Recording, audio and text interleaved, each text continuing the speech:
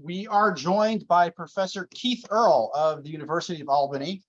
He's also logged into the Zoom call from a separate login, so he'll be able to do a little presentation. Professor, you want to introduce yourself? Sure. My background is in electron paramagnetic resonance, which is related to a class of spectroscopies that is very much a part of the Alzofon experiments written up by Alzofon and commented on by her son. And so I've been in the area for a number of reasons, but I've been reminding myself about dynamic nuclear orientation, and I'm helping Mark leverage my expertise in electron paramagnetic resonance to help him to develop what I'll call a vanilla EPR spectrometer, which can then be tweaked in cruel and unusual ways to do some dynamic nuclear orientation experiments with the hopes of repeating some of the experiments that have already been done. So this was the waveguide that we had going on in the beginning, and too bad we weren't in contact with you at the time that we designed it, because we learned that this is not the right dimension of a waveguide in the X-band, right? Yeah, no, that is a big resonator, but it's a little too big for X-band purposes. So one of the enjoyable tasks that I've had while here is to help Mark converge on a set of more appropriate parameters, and we're making little ones out of big ones, taking sheets of metal and putting them together into a good cavity structure that will be useful for an EPR experiment. And then, as I said, the idea is to see something, and then once you see something, you can tweak it to look for other effects. So that's the goal. Such as dynamic nuclear orientation, right? That's right. That's right. And we also came up with these dimensions over here. This is the TE102, right? Yep. The TE102 design, and that's pretty much like the standard waveguide size for X-band. And the samples that we made for most of these experiments are going to have to be trimmed down a lot. Like, we're talking about samples that are probably about this big is the max that you'll be able to stick inside that chamber. Yeah. Right. Well, we'll see. But yeah, that's certainly characteristic of the size of a lot of EPR samples. So my contribution today is I'm going to present some slides from a talk that I gave a while ago to try to give folks a feeling for some of the considerations that go into an EPR experiment. And so this is going to be an interesting mix of theory and experiment, and will perhaps help members of this community appreciate where I'm coming from. And I'm hopeful that some of the insights that you can share with me will help me be a more effective advocate for what Mark is trying to do. Okay. I think if you want to do the slides, we're going to have to transfer over to. Right. So I guess if you could allow me to share screen. Yeah, he's under Kieth Earle, man with the bagpipes. Right.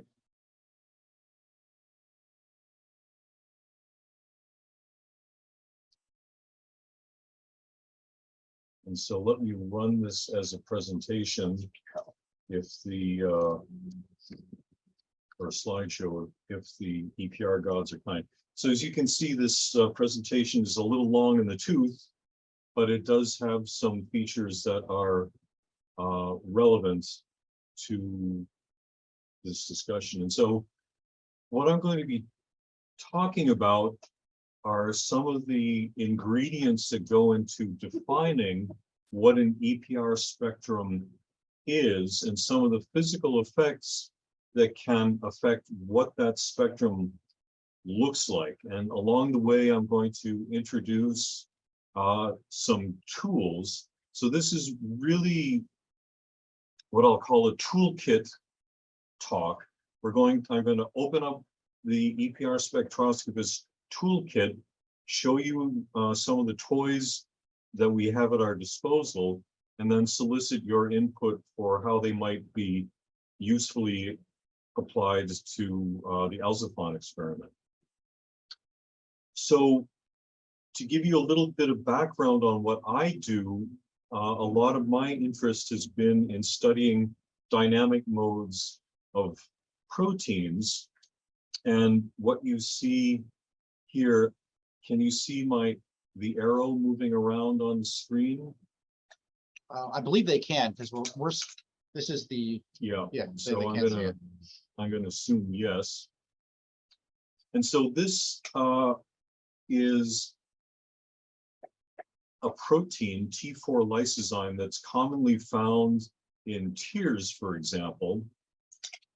And its job is to go around and attack bacterial infections. So you can think of it as operating kind of like a pair of psychotic barber shears, just going around in your tears and attacking bacteria and rendering them harmless from our perspective.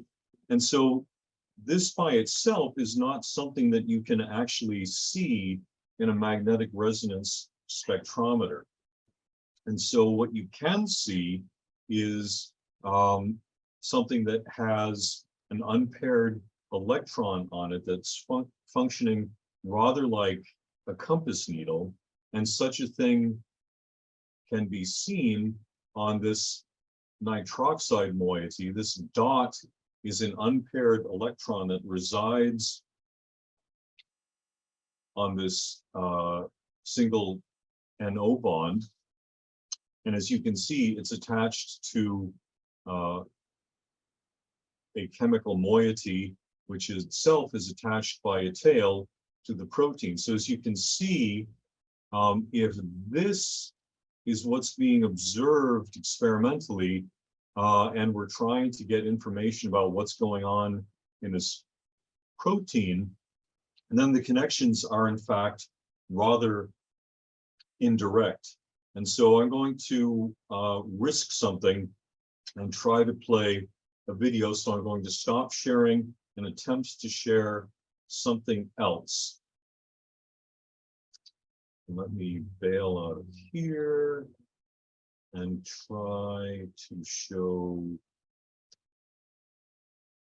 this. Go back to here. Share screen. Oh, there you got it. Right, showing up.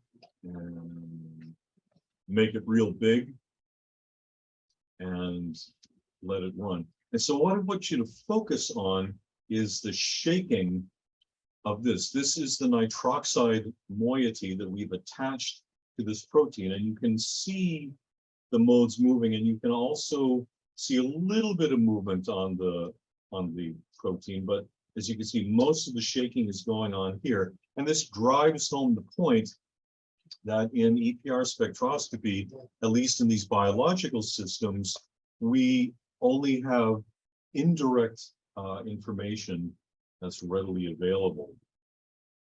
So what I'd like to do now is bail out of this, go back to my presentation.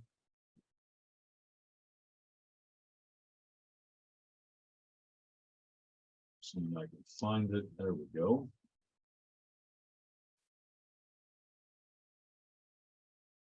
And I have to say I am shocked, absolutely shocked that this is running as smoothly as it is. I had no reason to hope that this would be the case, but in any event.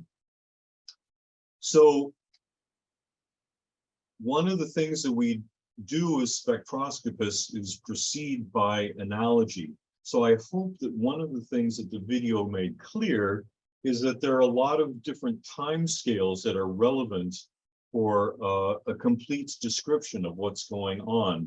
And in many ways, it's similar to the parable of the blind monks.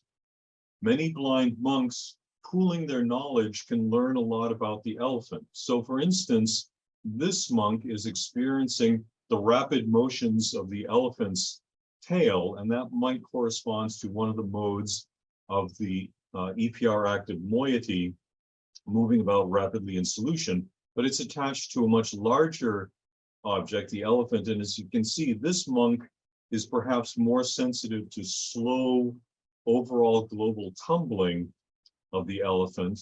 And there are other monks, such as this one, who are completely out of the picture, knocked away. They are sensing motions that are not directly correlated with the elephant and can't contribute much to the discussion.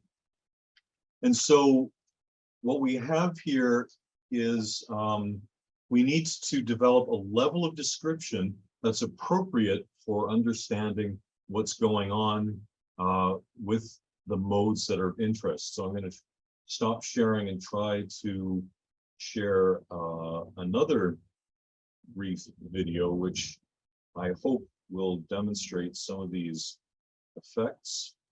So let me get this going. Go to here and share screen.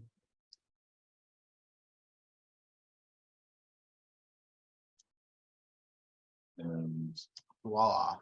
embiggen it. And so you can see that this would correspond to a mode that is not tumbling very rapidly. And as you screen through,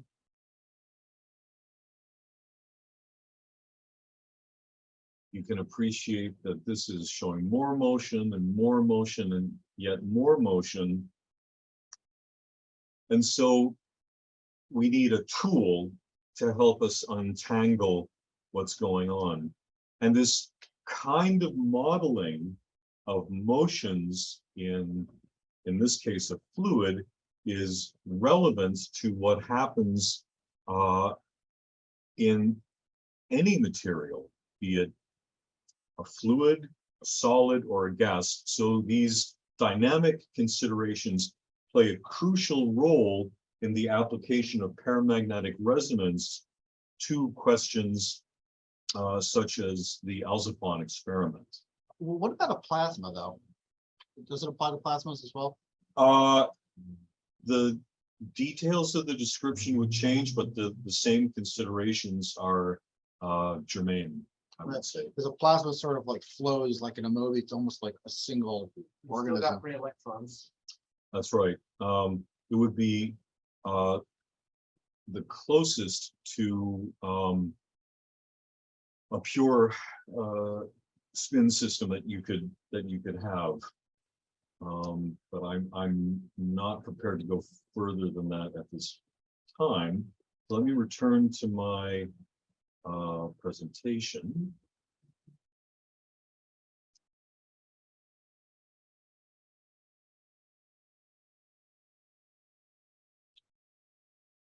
And go back to presentation mode.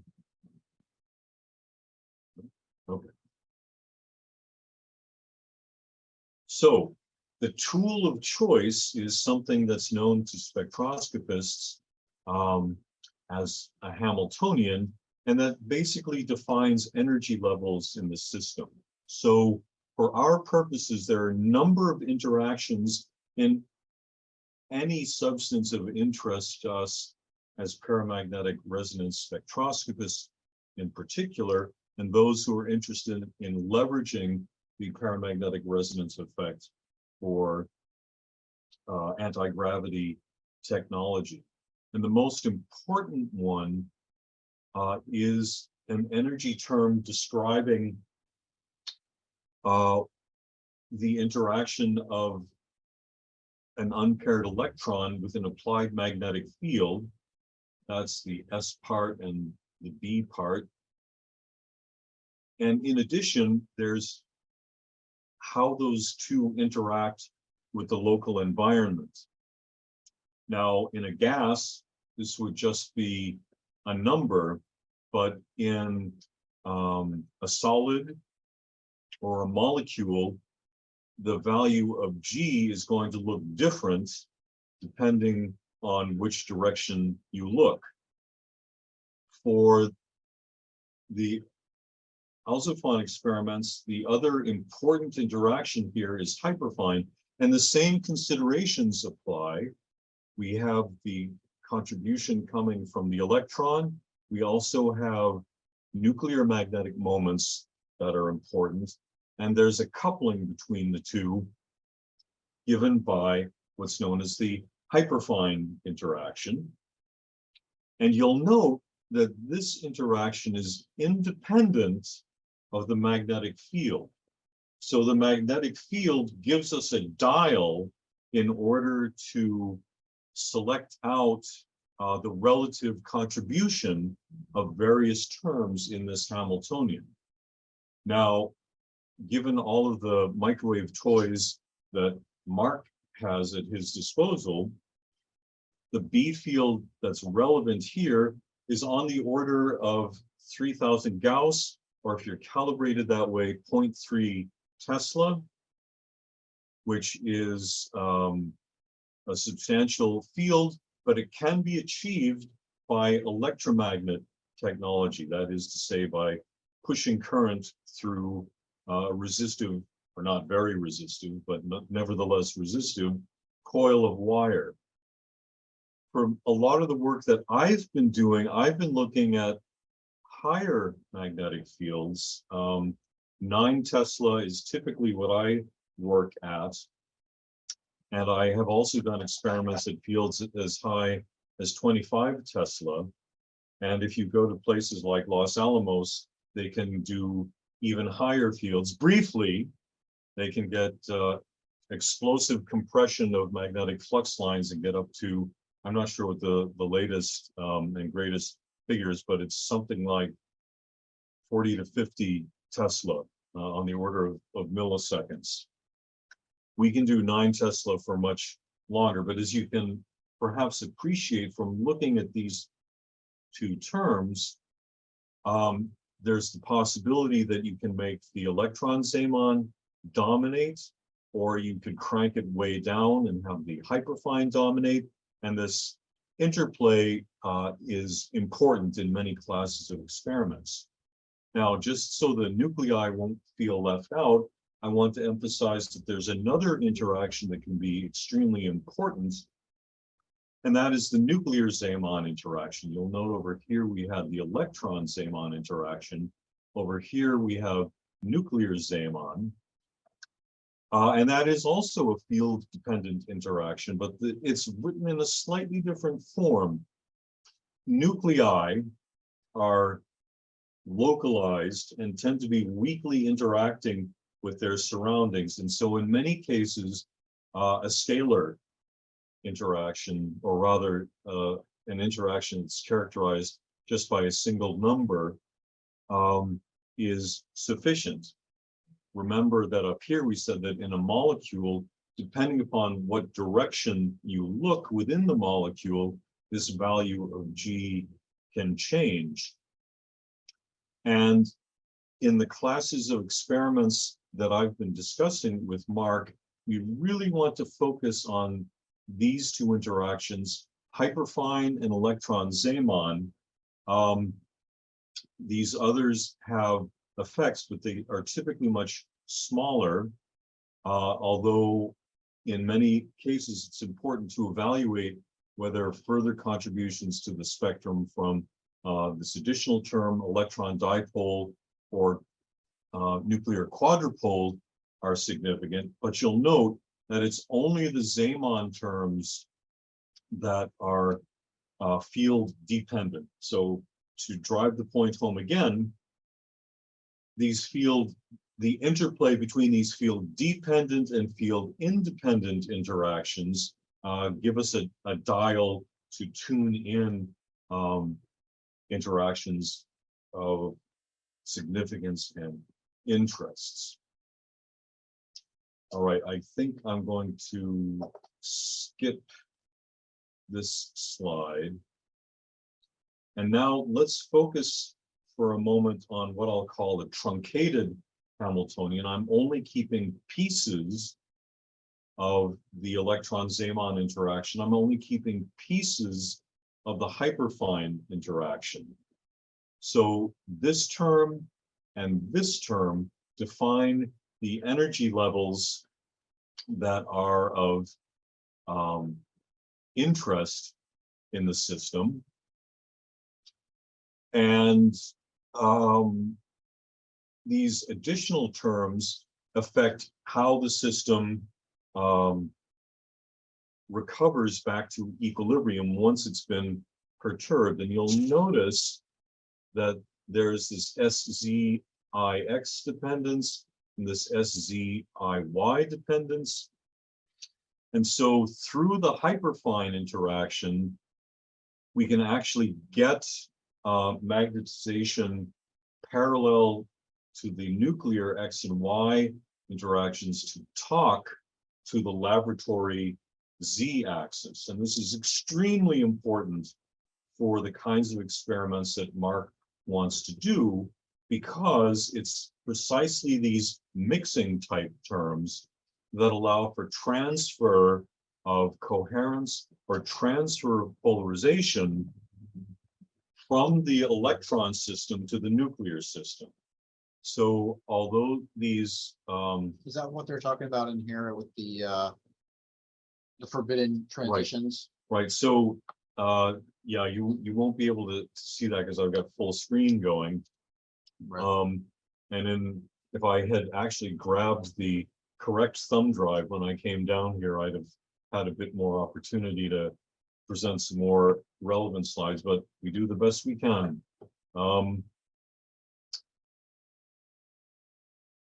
So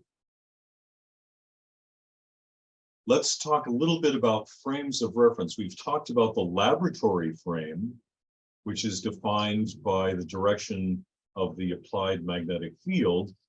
But it's also important to talk about a frame that has as much symmetry of the molecule as possible.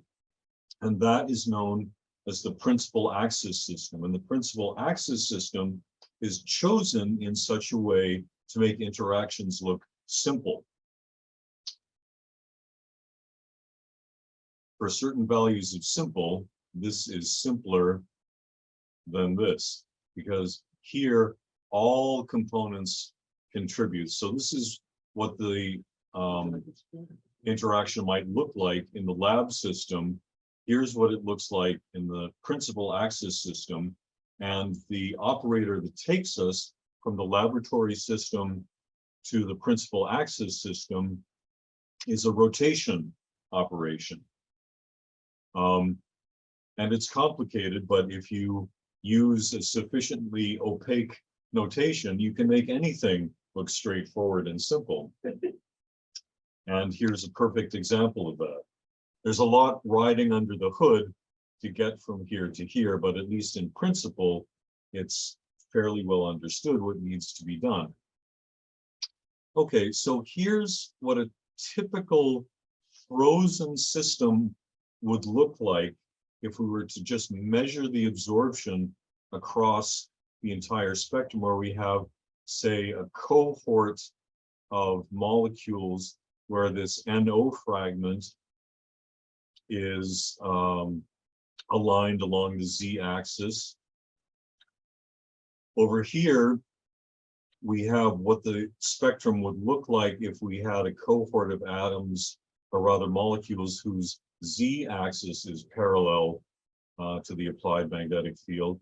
And this is the contributions from the cohort of molecules whose y-axis is parallel to the laboratory z-axis. This in the field is known as a powder pattern. And it arises when all possible orientations of a nucleus are equally like, or molecule in this case, are equally likely. Now, in a solid or a liquid or a gas, there's going to be tumbling of these motions, which we demonstrated earlier in the videos. And so the appearance of the spectrum is going to change. Here's a representation of what the various rotations that contributes to getting from the lab frame to the principal axis system look like.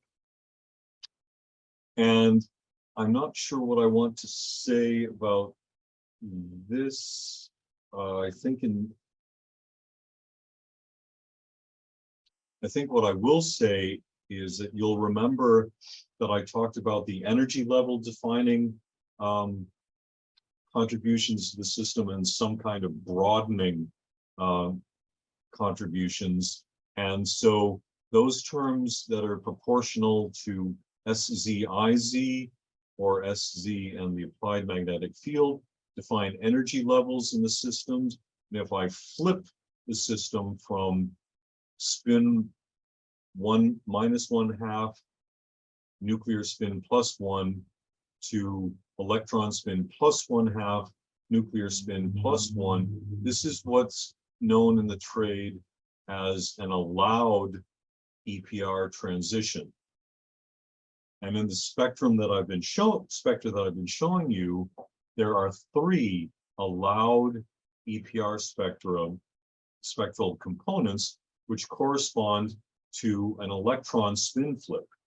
Now, what Mark is interested in is mixing of those allowed levels with contributions from terms such as this, which have magnetization from the IX and the IY direction mixed in as well. And so part of my job as an experimentalist is to help Mark construct a spectrometer that will allow these transitions to be observed, which will allow polarization to be transferred from the electron to the nuclear system, and possibly recreate the experiment that Alzofon did almost 3 decades ago now. 1994. In order to do that, it's extremely important to note that if it fluctuates, it functions.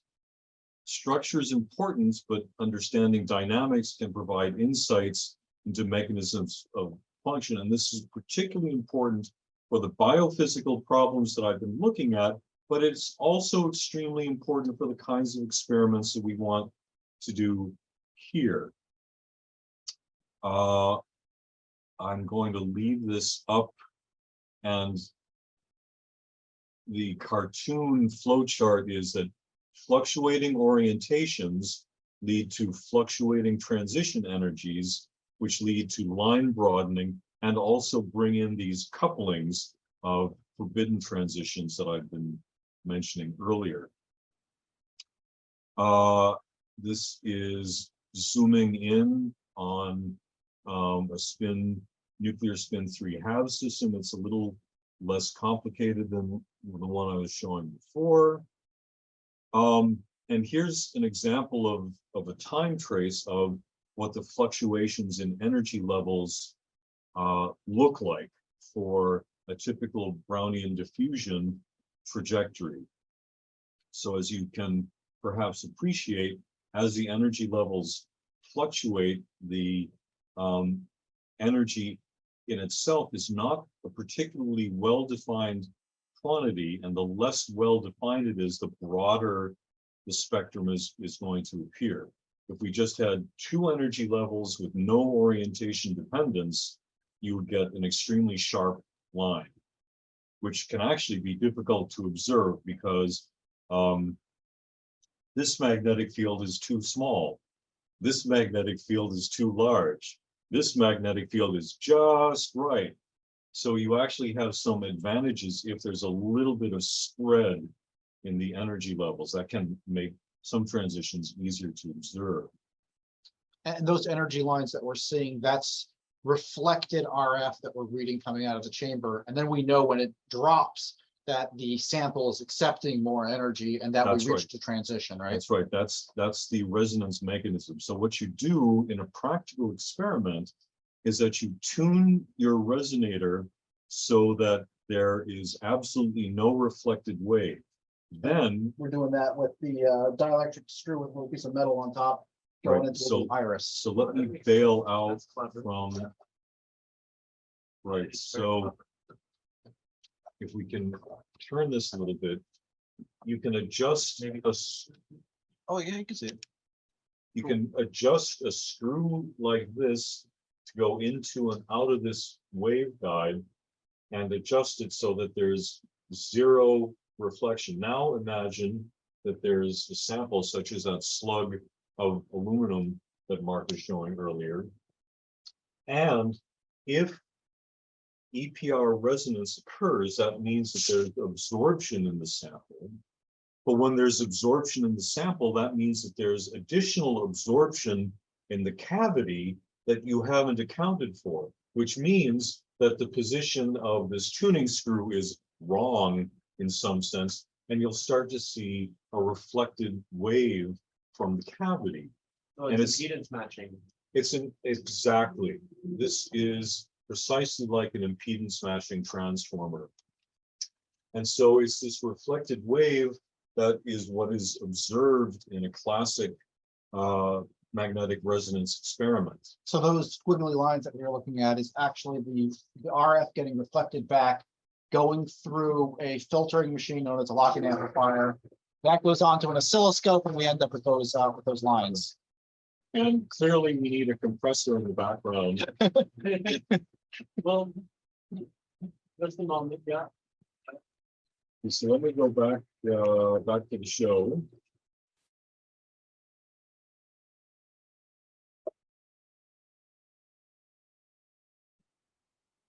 Did we just turn that off? I mean, we don't need to turn it. You can go turn it off. You'll figure out how to turn it off. There's no switch for it.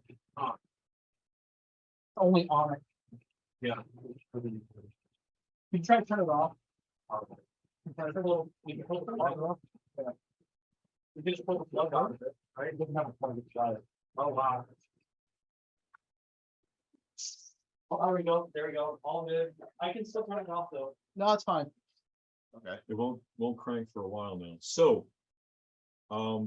there are experimental considerations that are extremely important. There are theoretical considerations that are extremely important. And for the purposes of my understanding of how relaxation works, I find that kind of a diffusion model is the most relevant one. And in fact, in descriptions of dynamic nuclear orientation, spin diffusion processes play a key role in understanding the relaxation mechanisms that are relevant for a quantitative description of the effect.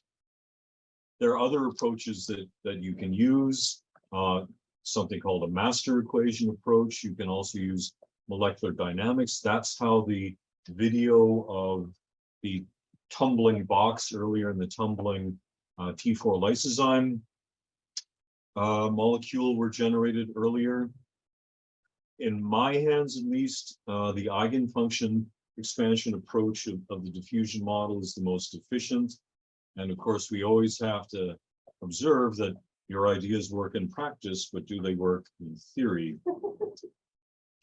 I'm not going to say too much more, except to note that it can be important to have a way of translating between a time domain response and its equivalent spectrum. So this is a frequency domain representation of this time domain correlation function. If you take a one-sided Fourier Laplace transform, you will get this spectral information.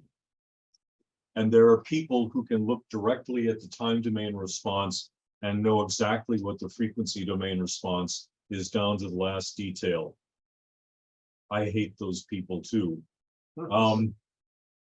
So from my perspective, it's often easier to understand what's going on if I can look at the spectral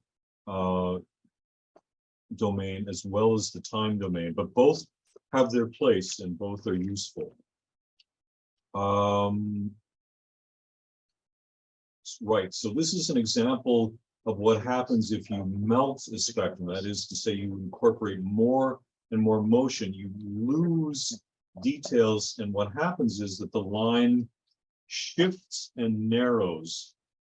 And so in a fluid, at least, you get a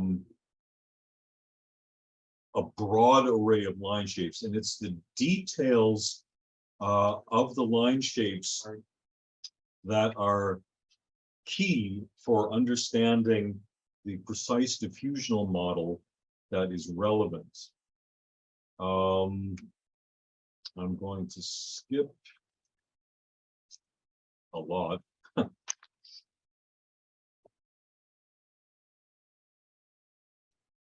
And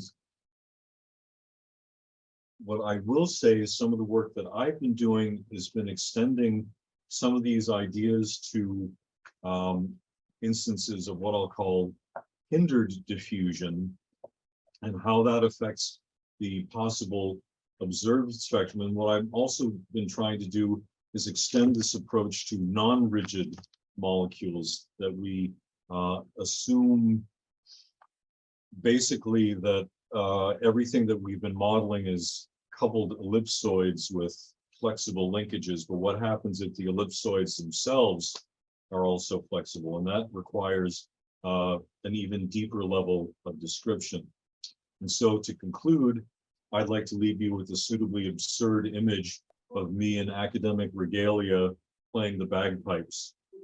And with that, I would be delighted to take any questions that you would care to offer. I have a few. I think I need to boost the. We're not hearing it somehow. I think we're. Oh, I think. Can everyone hear us? I can't hear anyone on the chat.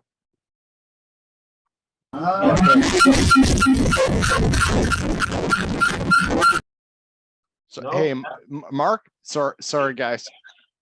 Yeah, Sorry. we're here. I was just trying to call Jeremiah. Are you guys all done with your update? Professor Earle just gave a presentation on EPR and just pretty much a rundown on what was going on. And I think Michael over here I had a few questions. in person, why don't you scoot in there? Yes, and I was following along with you. I just had to call Jeremiah. In fact, if Michael, if you're going to do a presentation, I'm going to call Jeremiah back real quick. Oh, no, I'm just gonna ask some questions, but other people can ask first. Go ahead. You're here in person. You get first dibs. Oh, Yeah, okay. go for it. All right. So, I guess, so you have your hyperfine coupling. So, here's one. Have you observed any RF like coupling to the larger structure of the protein? Are there any conformational resonances with proteins and macromolecules in the RF spectrum that you've seen? So if I were to attach an EPR active moiety at various places in the protein, then at least in principle, I would be more sensitive to the modes that are contributing from a region near the EPR active moiety. And in fact, that's what we do observe. The experiments that I was associated with some years ago now labeled the protein on a highly flexible alpha helix that was fairly short, and also an alpha helix that was longer and more rigid. And we did observe a difference in the dynamics. So even though the EPR active moiety is what we call a reporter group, it is sensitive to the local dynamics of the local environment. So the transform from the frame of the molecule to the lab frame is different depending on where it's labeled. Exactly. So, but have you has that transform ever had an RF response where at certain RF frequencies the transform itself is affected? In principle, there would be spin torques that would contribute to the spectrum. In our hands, at least, we have not observed an unambiguous spectral signal that could be unambiguously associated with this with a spin torque term. Basically, the equations of motion that we use are do not incorporate inertial terms. And for our purposes, that's sufficient. There are some applications where inertial terms would be crucial to the success of the experiment, but the formalism that we've found most useful for interpreting our spectra do not require the assumption of a spin torque mechanism. Okay, cool. So I had another question, but I've forgotten it. So someone else can go next. I had a couple questions actually. So this one is actually from David Alzofon. He asked me it a while back. Is there any mechanism to measure dynamic nuclear orientation? Can we have a DNO meter or a denometer? I'm sorry, could you repeat that? Is there any mechanism that we can directly measure the dynamic nuclear orientation of the nucleus and end up with a dial that's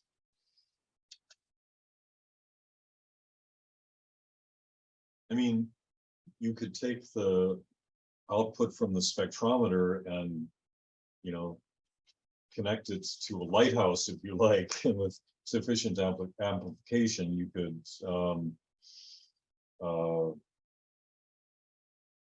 represent it any way you like. But will the output of the spectrometer tell you how much dynamic nuclear orientation has been achieved, given that we're dealing with a resonance that then translates to another resonance? What I will This say is like a stepping process. Right. What I will say in general is that it's much easier to make relative than absolute measurements. And in order to make an absolute measurement of the dynamic nuclear orientation, you would need an extremely well characterized system. And I am reluctant to say more than that because I would need to give it a lot of thought. But those are my unvarnished first impressions. Okay. Another question was, you've worked in this field for many years now. Have you ever come across anyone looking into this or looking at weight loss in association with regular EPR spectroscopy samples? Personally, I have not. That doesn't mean that no one has, but I've joined the party only recently, so I can't speak to what someone might have been doing in a lab somewhere else. Right. Also, I showed you the book. We were reading this earlier, C.D. Jeffries' Dynamic Nuclear Orientation book. Are you familiar with any other books on the subject? Or there are any number of books that talk around topics that are relevant to this. So, for instance, there's a classic textbook by Charlie Schlifter called Principles of Magnetic Resonance that talks about double resonance experiments, the Oberhauser effect. Anatole Abragam has an extremely important book on principles of nuclear magnetism that also talks about double resonance experiments. So in some ways, although the application is new, the technology to get there is mature and extremely well established. So if something is achievable, it should not be a heavy lift. So I'm being optimistic here. Right. In some ways, a lot of the equipment to do this experiment can be quite old, actually. Oh, yes. It's basically outgrowths of the radiation laboratory at MIT, work that was done during World War II in the 1940s and then written up over the course of the 50s. So that's technology that's almost 70 years old. Right. So if there is a connection between anti-gravity and EPR, it could well be that they discovered this 70 years ago. Yeah, if they, well, double resonance methods, let's be a little bit more nuanced. Double resonance methods weren't really discovered until the 50s and didn't attain wide currency until the 60s, I guess. So not quite that long, but 60 years. at least in principle, yes. Okay. I remembered my other, oh no, it's gone again. Someone else can go. Another question was, what about the spin lattice relaxation time that was discussed in the Alzofon paper, that supposedly aluminum has a longer relaxation time for retention of dynamic nuclear orientation. Right. Iron has a shorter one. Like, how does that work? I know it's temperature dependent. It's a temperature dependent process. I would have to review the mechanism because magnetic resonance of metals is a little bit outside of my research interests and specialty, but I'll get back to you on that. Okay. So, Okay, perfect. Do you remember your question, Michael? give me a minute.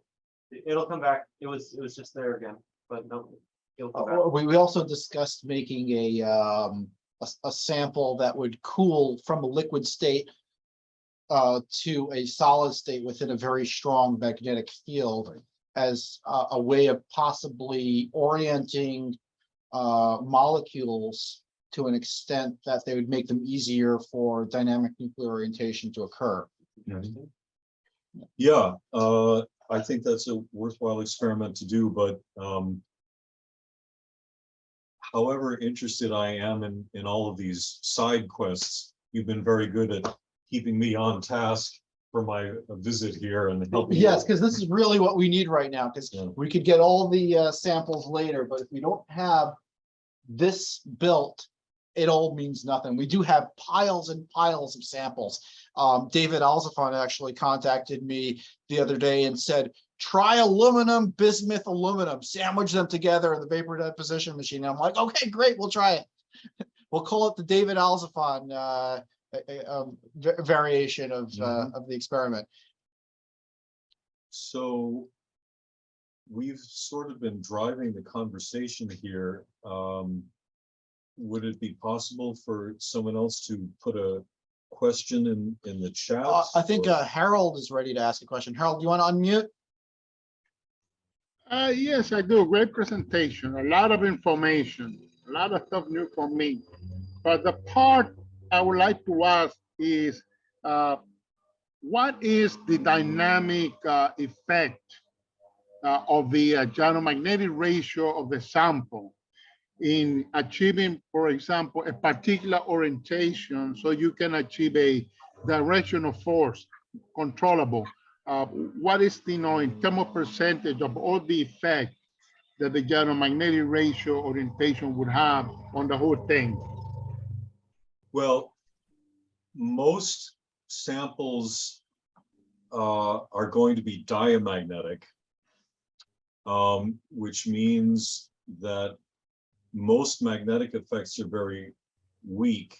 If the sample is strongly paramagnetic, where you have lots of significant nuclear moments and significant unpaired electron moments, then you can have a very large paramagnetic susceptibility, and the observed paramagnetic moment can be quite significant in that case.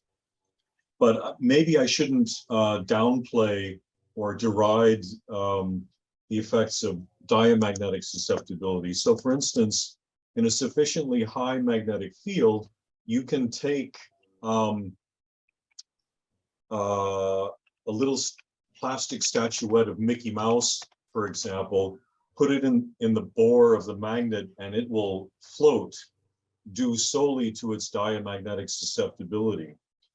Another effect that's been observed, and this again is for strongly paramagnetic samples, is that if you take a loose powder and put it in a large magnetic field, then the grains of the paramagnetic sample can themselves align in the magnetic field. And so instead of that broad powder pattern that I demonstrated earlier, you would get a spectrum that is much more reminiscent of a large cohort or a large percentage of the sample that was aligned in one particular direction that would recapitulate the local symmetry of the molecules. The diamagnetic susceptibility would be along one of the symmetry axes of any needle-shaped, for example, molecular system, and that could be a mechanism for alignment. So it depends, generally speaking, on two things. It depends upon the applied magnetic field for typically a paramagnetic sample, and it also depends in many cases on the temperature. And so the classic experiments, for example, on dynamic nuclear orientation that were done in a magnetic field of about 3000 Gauss or 0.3 Tesla and at liquid helium temperatures. Now, David Alzofon believed that there should be an effect at room temperature if you had an appropriate sample, and his research led him to indicate that aluminum that was doped with a colloidal suspension of iron would be the appropriate thing to try. And in David Alzofon's book, he commented on those experiments, and I've done as deep a dive as I can. It's frustrating in ways because the number of details is not particularly high, but there are a few things that I've gleaned from reading David's commentary on the notebook entries that Alzofon Père, Frederick Alzofon made. So, as I said, the goal here is to give Mark an EPR spectrometer that he can then tweak to more successfully do dynamic nuclear orientation experiments, and let's see what we see. All right. Well, thank you very much. That's a very comprehensive explanation. Good one. Thank you. My pleasure. Also with by building the waveguide over here and starting to learn about the different resonance nodes, we'll get some practice into what will be in stage 2. You know, if this does work out, we're going to have to make the entire Hall of the Craft into a waveguide resonant chamber so we can achieve those effects on the entire craft. Probably need zero index metamaterial, but that's a whole other story. The zero index metamaterial is coming right up. Yeah, because you're going to need to have a very short wavelength. You're going to need a short wavelength along a large craft body, so you're going to need a zero index metamaterial to spread it out across the whole surface. That's beyond my pay grade at the moment. I'm just a humble EPR spectroscopist, so let's see if we can get a metal cavity to resonate first. That's a good first step. Yeah. one step at a time. So one question, quick question I had was, so for diamagnetic materials, this effect is smaller, but are there still RF resonances in diamagnetic materials that can be used for nuclear orientation? Off the top of my head, I can't imagine that there wouldn't be. It's just that in most samples that are prepared for magnetic resonance purposes, it's the paramagnetic component of the susceptibility that's dominant. Gotcha.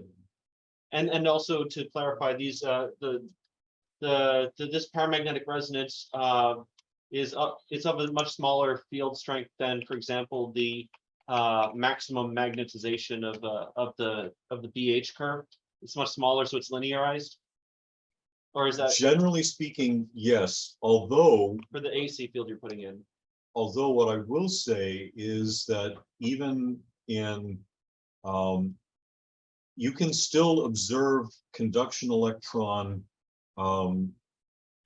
EPR spectra even in ferromagnets. It's a tiny effect riding on top of the ferromagnetism is just blowing everything else out of the water. Okay, But you can still observe it in principle. I believe those experiments do need to be done at low temperature, though. okay, yeah, because you get a lot of noise from the lattice. Yeah. Phonons and whatnot. Another question, is dynamic nuclear orientation possible with nuclear magnetic resonance, not EPR, just NMR? Yeah, that's a good question.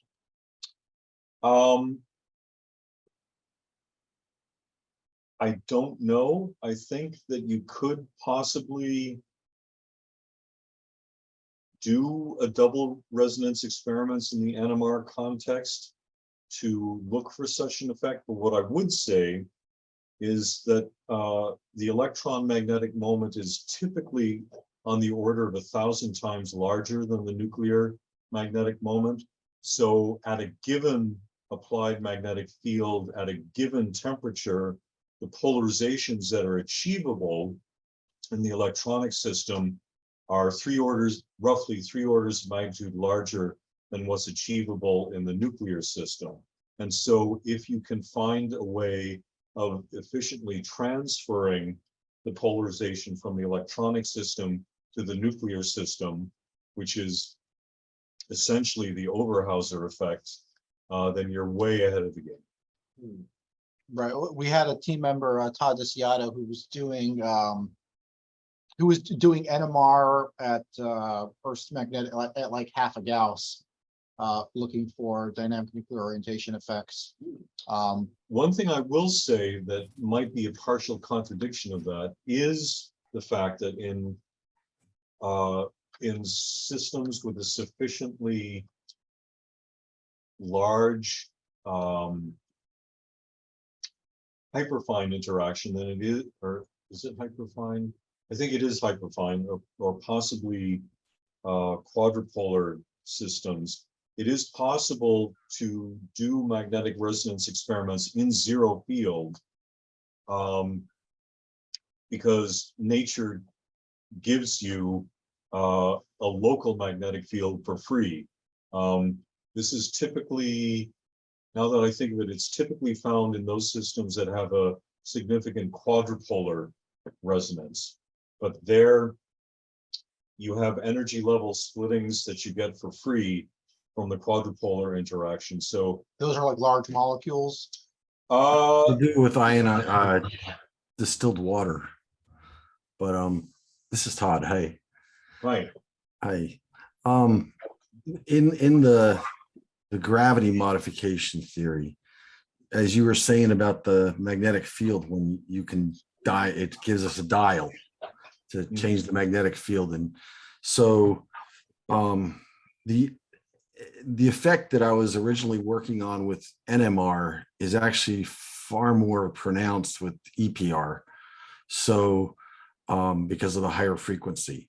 So what I'm getting at is, if the B field, I mean, if you don't really care what frequency it resonates at, as long as your electrons are resonating, then the B field gives you a set energy levels. So a lower B field will have a lower energy level of the resonance. So if you have a gradient in the B field, that then these electrons and the molecules they're attached to will have a tendency to walk in that direction toward a lower B field, because that's the direction of lower energy, just like falling in a gravitational field. Yeah, so that's actually the basis for a lot of magnetic resonance imaging, that you have an applied magnetic field gradient. And you can also do frequency chirp experiments on top of that, and use combinations of both of those techniques to do tomography to make non-invasive slices through the. That's how I got into the NMR side of it. And then when Mark introduced me to EPR, I ran the calculations, and because the NMR is in megahertz and the EPR is in gigahertz, that change in energy is much larger for a given gradient in the magnetic field. So it exerts a much larger force on the sample. There are people who leverage the large gradients that are attainable in, for instance, superconducting magnets to do EPR imaging using the gradient in the magnetic field if you move it out of the center of homogeneity. But what I also know is that if, for example, you were so foolish to leave a steel machinist's scale near the open bore of a 9 Tesla magnet, then there is an extremely significant magnetic force that can act on that steel machinist's scale and suck it right up into the magnet. So that's a kind of magnetic levitation that you never want to have to go to your boss and confess has just happened. Not that it's ever happened to me. Me neither. But yeah, so but in any case, this is more of than just, it's not so much of a magnetic attraction as it is just a change, it's a force being generated by the gradient in the frequency. So the gradient in the energy of those electrons that are processing. So as the energy, as if there's a tendency for the energy to drop in one particular direction, that's the way they'll want to free fall. Yeah, well, that's ultimately what's going on, for instance, in the Stern-Gerlach experiment. You rely on It's Stern. I always called it Stern-Gerlach. Go ahead. So yeah, there you take advantage of a field gradient to do spin selection. Yep. And that was one of the first kinds of, well, it wasn't exactly a magnetic resonance experiment, but it was one of the important precursors to the development of magnetic resonance technology. But it does rely on steering a beam of atoms or molecules by means of an inhomogeneous field, in this case magnetic. To determine which was spin up, spin down, Right. basically. Yeah. Yeah. And in terms of the flying saucer that Mark wants to build, if the hull of the ship is in resonance and you control the gradient of the magnetic fields around the circumference, you can control which way the thing will move. Interesting concept. Yeah, well, Maybe you could do Let's- 90-degree turns at 10,000 miles an hour if you become weightless. let's see if It wouldn't we can know it. It levitate would just follow the it would just follow the gradient. It wouldn't know it was turning.